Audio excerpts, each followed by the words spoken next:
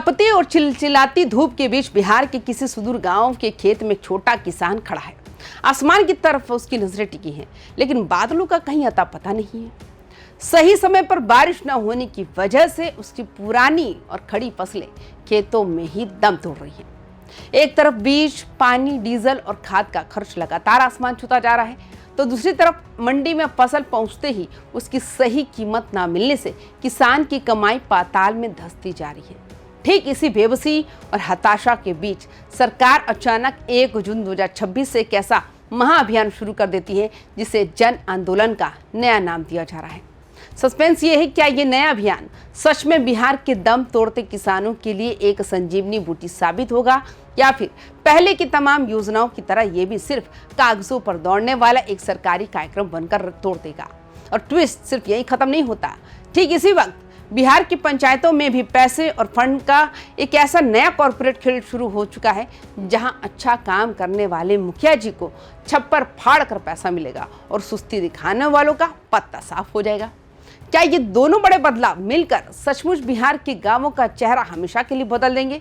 कैसे बिहार के कृषि मंत्री विजय कुमार सिन्हा ने इस 1 जून से कैसे अभियान का बिगुल फूंका है, जो वैज्ञानिकों और बड़े बड़े अधिकारियों को दफ्तरों के एयर कंडीशन कमरों से निकालकर सीधे किसानों की मेड़ पर खड़ा करने जा रहा है। हम बात कर रहे हैं उस सॉयल हेल्थ कार्ड और 16वें वित्त आयोग के उस नए फॉर्मूले की, जो हमारी ग्राम पंचायतों में पहली बार परफॉर्मेंस बेस्ड इंक्रीमेंट का कल्चर लेकर आया है। और सबसे बड़ा सवाल ये है, अब आगे क्या होगा? क्या क्लाइमेट चेंज और भयंकर सूखे की मार झेल रहा बिहार का आम किसान साल 2026-27 के इस नए चक्रव्यूह से पार पाकर आत्मनिर्भर बन पाएगा? हमारे साथ बने रहिएगा, क्योंकि आज गांवों की इस पूरी इनसाइड स्टोरी का सच आपके सामने आने वाला है। नमस्कार, आप देख रहे हैं YBN बिहार झारखंड। मैं हूं आपके साथ मुदिता त्रिपाठी, लेकर आई हूं आपके लिए टू द पॉइंट। चलिए सबसे पहले इस पूरे मामले की टाइमलाइन और इस अभियान की क्रोनोलॉजी को बहुत ही आसान भाषा में समझते हैं। आज यानी 1 जून 2026 से बिहार की कृषि व्यवस्था में एक बहुत बड़े बदलाव की नींव रखी गई। सूबे के पूर्व डिप्टी सीएम और कृषि मंत्री विजय कुमार सिन्हा ने पूरे राज्य के लिए खेत बचाओ अभियान की औपचारिक शुरुआत कर दी है। ये कोई 1 या 2 दिन का कार्यक्रम नहीं है, बल्कि पूरा जून महीना इस अभियान के नाम रहने वाला है। इस रणनीति का अगला गहरा विश्लेषण किया जाए तो इसे केवल एक रूटीन सरकारी योजनाओं या फाइलों को भरने का जरिया नहीं माना जा रहा। इसे बाकायदा एक बड़े सामाजिक और आर्थिक जन आंदोलन के रूप में डिजाइन किया गया है। इसका सीधा मतलब ये है कि अब तक जो कृषि वैज्ञानिक, जिले के आला अधिकारी और नेता सिर्फ जिला मुख्यालयों या पटना के बड़े सभागारों में बैठकर सेमिनार किया करते थे, उन सबको इस पूरे जून महीने गांव गांव जाना होगा। उन्हें धूल मिट्टी से भरे रास्तों से गुजरकर सीधे किसान के खेत पर, उसकी मेड़ पर उसके साथ खड़ा होना होगा। वहां बैठकर आमने सामने बात करनी होगी कि आखिर दिक्कत कहां आ रही है। सरकार का सोचना बिल्कुल साफ है कि जब तक नीतियां बनाने वाले और नीतियों को जमीन पर उतारने वाले लोग सीधे पीड़ित किसान के साथ संवाद नहीं करेंगे, तब तक बिहार की खेती को घाटे के सौदे से बाहर निकालना नामुमकिन है। अब थोड़ा गहराई में जाकर ये समझते हैं कि आखिर इस वक्त इस अभियान को इतने बड़े पैमाने पर शुरू करने की मजबूरी और जरूरत क्यों आन पड़ी। इसका सबसे बड़ा और सीधा कारण है क्लाइमेट चेंज, यानी मौसम का पूरी तरह से अनपेक्षित हो जाना। आज बिहार का कोई भी इलाका उठाकर देख लीजिए, मौसम का मिजाज पूरी तरह बदल चुका है। कभी अचानक भयंकर सूखा पड़ जाता है, कभी नदियां उफान पर आकर सब कुछ बहा ले जाती है, तो कभी जब फसल को पानी की जरूरत नहीं होती तब बेमौसम की मूसलाधार बारिश पूरी मेहनत पर पानी फेर देती है। इसका सीधा असर यह हुआ कि हमारे किसान आज भी जिस पुराने और पारंपरिक तरीके से खेती कर रहे हैं, उसमें उनकी लागत दोगुनी तिगुनी होती जा रही है। लेकिन फसल कटने के बाद जब वे मंडी पहुंचते हैं तो मुनाफा लगातार घटता जाता है। इसी गंभीर संकट को देखते हुए इस अभियान का मुख्य मकसद तय किया गया, किसानों को सही समय पर सही और वैज्ञानिक सलाह देना। इस जून महीने में जब कृषि वैज्ञानिक खुद खेतों में पहुंचेंगे तो उनका सबसे पहला काम होगा मिट्टी की जांच कराना। वे किसानों को समझाएंगे कि पारंपरिक फसलों के पीछे आंख मूंद कर भागने के बजाय उन फसलों की तरफ शिफ्ट होना होगा जो कम पानी में भी बम्पर पैदावार दे सकती है, जैसे कि दलहन, तिलहन और मोटे अनाज। किसानों को क्रॉप रोटेशन यानी फसल बदलने के आधुनिक तरीके सिखाए जाएंगे, ताकि मिट्टी की ताकत भी बची रहे और मौसम की मार से होने वाले जोखिम को कम से कम किया जा सके। इस पूरे खेत बचाओ अभियान का जो सबसे मजबूत पिलर या रीढ़ की हड्डी है, वो है मिट्टी की सेहत की जांच और सॉयल हेल्थ कार्ड। आज बिहार के गांवों में एक बहुत बड़ी समस्या ये है कि अधिकांश किसान बिना ये जाने उनके खेत की मिट्टी को किस चीज़ की ज़रूरत है, अंधाधुंध तरीके से यूरिया और डीएपी जैसी खादें बोरियों के हिसाब से खेतों में उड़ेले जा रहे हैं। इसका नतीजा ये हो रहा है कि पैसा तो बर्बाद हो ही रहा है, साथ ही साथ मिट्टी की उपजाऊ क्षमता भी हमेशा के लिए खत्म हो रही है। अब इस अभियान के तहत हर किसान को बाकायदा उसकी मिट्टी का एक हेल्थ कार्ड बना कर दिया जाएगा, जो बिल्कुल किसी इंसान की पैथोलॉजी रिपोर्ट जैसा होगा।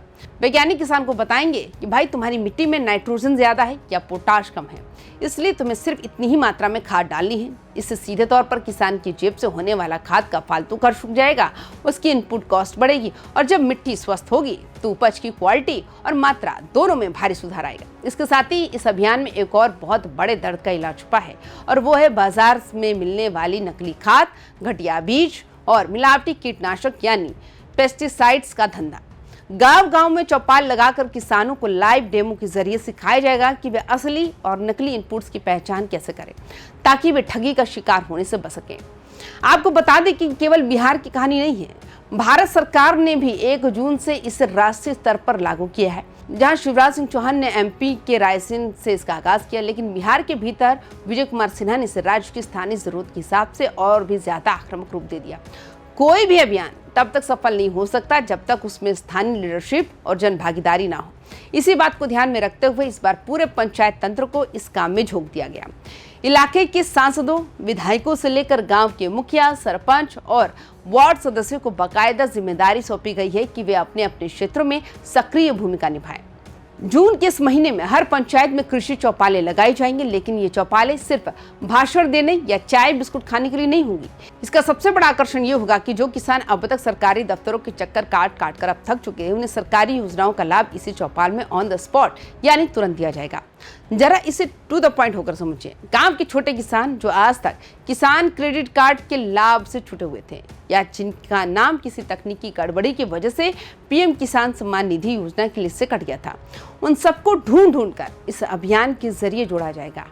इसके साथ ही सरकार के जो बड़े मिशन हैं, जैसे दलहन तिलहन मिशन और कृषि यंत्रों यानी ट्रैक्टर, ड्रायर या रोटावेटर जैसी मशीनों पर मिलने वाली भारी सब्सिडी का फायदा सीधे गांव के चौपाल में ही अप्रूव किया जाएगा। इससे भ्रष्टाचार और बिचौलियों का खेल पूरी तरह खत्म होने की उम्मीद जताई जा रही है। अब आते हैं उस दूसरे सबसे बड़ी और धमाकेदार खबर पर, जो इस समय बिहार की ग्राम पंचायतों और सचिवालय के गलियारों में सबसे बड़ा चर्चा का विषय बनी हुई है। बिहार की ग्राम पंचायतों के काम करने के तरीके में अब एक ऐसा बदलाव होने जा रहा है जिसे आप कॉर्पोरेट स्टाइल इंक्रीमेंट कह सकते हैं। अब तक सरकारी फंड का हिसाब ये होता था कि जो पैसा आया वो सभी पंचायतों में आबादी के हिसाब से बराबर बांट दिया गया, चाहे कोई मुखिया काम करे या सिर्फ घर पर बैठा रहे। लेकिन अब ऐसा बिल्कुल नहीं होगा। 16वें वित्त आयोग ने फंड बांटने का एक बिल्कुल नया और कड़ा फॉर्मूला तैयार किया है। इस नए गणित के मुताबिक अब पंचायतों को मिलने वाले कुल फंड के हिस्से को सीधे तौर पर बढ़ा दिया गया। पहले जहां पंचायतों को निचले स्तर पर काम करने के लिए कुल फंड का 70% हिस्सा मिलता था, अब उसे सीधे बढ़ाकर 80% कर दिया गया। बाकी बचा हुआ 20% हिस्सा जिला परिषद और पंचायत समिति के खाते में बराबर बांट दिया जाएगा। लेकिन इस बढ़े हुए फंड के साथ जो शर्त जुड़ी है वो है असली गेम चेंजर। अब से जो मुखिया, सरपंच या वार्ड सदस्य अपनी पंचायत में बेहतरीन परफॉर्मेंस दिखाएंगे, यानी गांवों में पक्की सड़कें बनवाना, नालियों की मुस्तैद सफाई करना, हर घर तक साफ पीने के पानी की व्यवस्था करना, गांव के सरकारी स्कूलों और आंगनबाड़ी केंद्रों की हालत को सुधारना, उन पंचायतों को उनकी अच्छी परफॉर्मेंस के आधार पर 10% से लेकर 20% तक का एक्स्ट्रा बोनस फंड दिया जाएगा। वही जिन पंचायतों की आबादी ज्यादा है, उन्हें विकास कार्यों को गति देने के लिए अलग से अतिरिक्त वित्तीय मदद दी जाएगी। यानी साफ है, जो काम करेगा वही ज्यादा पैसा पाएगा। सुस्ती दिखाने वालों का बजट अपने आप फ्रीज हो जाएगा। अगर हम इस पूरी तस्वीर को थोड़ा व्यापक नजरिए से और बिल्कुल टू द पॉइंट होकर देखें तो ये दोनों खबरें अलग अलग नहीं हैं। ये दोनों असल में एक ही सिक्के के दो पहलू हैं जो आपस में बहुत ही मजबूती से जुड़े हुए हैं। एक तरफ जहां खेत बचाओ अभियान सीधे तौर पर हमारे खेतों की उपजाऊ शक्ति, किसानों की लागत और उनकी फसलों के उत्पादन पर फोकस कर रहा है, तो दूसरी तरफ पंचायत फंड का ये नया नियम सीधे गांव के बुनियादी ढांचे और वहां के प्रशासनिक मैनेजमेंट को मजबूत कर रहा है। सोचिए, जब तक हमारी पंचायतें मजबूत नहीं होंगी तब तक कृषि विभाग के किसी भी बड़े अभियान को जमीन पर उतारना मुमकिन ही नहीं। गांव में चौपाल कहाँ लगेगी, किसानों को एक जगह इकट्ठा कैसे किया जाएगा, उन तक कृषि वैज्ञानिकों के संदेश और सॉइल हेल्थ कार्ड कैसे बांटे जाएंगे, ये सारा का सारा ग्राउंड वर्क हमारी पंचायतों के हाथ में ही होता है। ये बदलाव बिहार के लिए इसलिए संजीवनी है क्योंकि यहाँ का छोटा और सीमांत किसान आज भी बहुत हद तक पुरानी और पारंपरिक सोच के सहारे खेती कर रहा है, जिसके कारण वो हर साल प्रकृति की मार झेलता है। पानी का जलस्तर लगातार नीचे जा रहा है, मिट्टी बंजर हो रही है। ऐसे में जब एक तरफ वैज्ञानिक सलाह से किसान कम पानी वाली नकदी फसलें जैसे मक्का, दालें और तिलहन अपनाकर अपना नुकसान कम करेगा और दूसरी तरफ उसकी अपनी पंचायत अच्छा काम करके एक एक्स्ट्रा फंड लाएगी, तो गांव के भीतर ही विकास की रफ्तार जो होगी वो दोगुनी हो जाएगी। चलिए इस पूरी सरकारी थ्योरी को एक आम और छोटे किसान की जिंदगी के उदाहरण से बहुत सरल तरीके से समझते हैं। मान लीजिए कि बिहार के किसी गांव में एक छोटा किसान है जिसके पास कुल 2 एकड़ जमीन है। अब तक वो बिना किसी जांच परख के अपने पड़ोसी को देखकर पारंपरिक तरीके से खेती करता आ रहा था। नतीजा ये होता था कि बीज, अंधाधुंध यूरिया, डीएपी, बार बार पानी की सिंचाई और दवाओं के चक्कर में उसका प्रति एकड़ खर्च आसानी से 30 से 35 हजार तक पहुंच जाता था। फसल बेचने के बाद जब कर्ज चुकाने की बारी आती तो हाथ में कुछ नहीं बचता था। लेकिन अब इस नए सिस्टम के तहत जब वो अपनी मिट्टी की जांच करवाकर सॉइल हेल्थ कार्ड ले लेगा तो उसे पता चलेगा कि उसके खेत को आधी खाद की ही जरूरत थी। इस एक समझदारी से ही उसके प्रति एकड़ सीधे 8 से 10 हजार रुपए बच जाएंगे। दूसरा फायदा ये होगा कि वैज्ञानिकों की सलाह पर जो कम पानी वाली सुधारस फसलें बोएगा, अगर उस साल मानसून कमजोर भी रहा, अचानक बाढ़ जैसी स्थिति भी आई, तब भी उसकी पूरी की पूरी फसल बर्बाद होने से बच जाएगी। और सोने पर सुहागा ये है कि अगर उसकी पंचायत परफॉर्मेंस फंड जीत कर लाती है तो उसके गांव में जल संचयन के लिए तालाब बनेंगी, सिंचाई की नहरें दुरुस्त होंगी और उसे पीएम किसान सम्मान निधि जैसी योजनाओं का पैसा पाने के लिए ब्लॉक के दलालों के चक्कर नहीं काटने पड़ेंगे। यानी किसान की लागत घटेगी और उसकी बचत अपने आप बढ़ जाएगी। योजनाएं सुनने और देखने में बेहद खूबसूरत और लोक लुभावन लगती है, लेकिन बिहार की प्रशासनिक व्यवस्था का एक कड़वा सच ये भी है कि नीतियाँ जितनी शानदार तरीके से पटना में बनाई जाती हैं, ग्राउंड पर आते आते वे उतनी ही ठंडी पड़ जाती हैं। इस खेत बचाओ अभियान और पंचायत के नए नियमों के सामने भी चुनौतियों का एक बहुत बड़ा पहाड़ खड़ा है। सबसे बड़ी चुनौती ये है कि हमारे देश में अक्सर ऐसे अभियान शुरू तो बहुत गाजे बाजे के साथ होते हैं, लेकिन कुछ ही दिनों बाद जब मीडिया की सुर्खियां बदलती हैं तो अधिकारी और वैज्ञानिक वापस अपने दफ्तरों में लौट जाते हैं। क्या इस बात की कोई गारंटी है कि जून के महीने के बाद भी वैज्ञानिक किसानों के संपर्क में बने रहेंगे? दूसरा बड़ा संशय हमारी पंचायतों के पुराने ढर्रे को लेकर है। बिहार के गांवों में ये एक आम धारणा बन चुकी है कि पंचायतों में जो भी पैसा आता है उसका एक बड़ा हिस्सा भ्रष्टाचार और आधे अधूरे कामों की भेंट चढ़ जाता है। हालांकि 16वें वित्त आयोग का ये परफॉर्मेंस बेस्ड फंड का नियम जवाबदेही बढ़ाने के इरादे से लाया गया है, लेकिन सबसे बड़ा यक्ष प्रश्न यही है कि किसी पंचायत की परफॉर्मेंस की निष्पक्ष निगरानी यानी कि मॉनिटरिंग कौन करेगा? क्या ऐसा तो नहीं होगा कि जो मुखिया अधिकारियों के ज्यादा करीबी होंगे, जिनकी पंचायत को बिना काम किए ही 20% एक्स्ट्रा फंड का सर्टिफिकेट थमा दिया जाएगा और जो जमीन पर सचमुच पसीना बहा रहा है वो राजनीतिक खिंचातान की वजह से पीछे छूट जाएगा। इन चोर दरवाजों को बंद करना सरकार के लिए सबसे बड़ी चुनौती होने वाली है। इन तमाम आशंकाओं और उम्मीदों के बीच अगर हम साल 2026 और 27 के इस पूरे परिदृश्य का अंतिम और सटीक विश्लेषण करें तो एक और बहुत ही दिलचस्प क्रोनोलॉजी सामने आती है। आपको याद दिला दें कि बिहार में इसी साल अक्टूबर और नवंबर के महीने में ग्राम पंचायतें के चुनाव होने वाले हैं। ऐसे में इस जून महीने में शुरू हुआ खेत बचाओ अभियान और परफॉर्मेंस फंड का ये नया नियम टाइमिंग के लिहाज से बहुत ज्यादा मायने रखता है। मौजूदा मुखिया, सरपंच और वार्ड सदस्य इस समय पूरी तरह से एक्टिव मोड में नजर आ रहे हैं।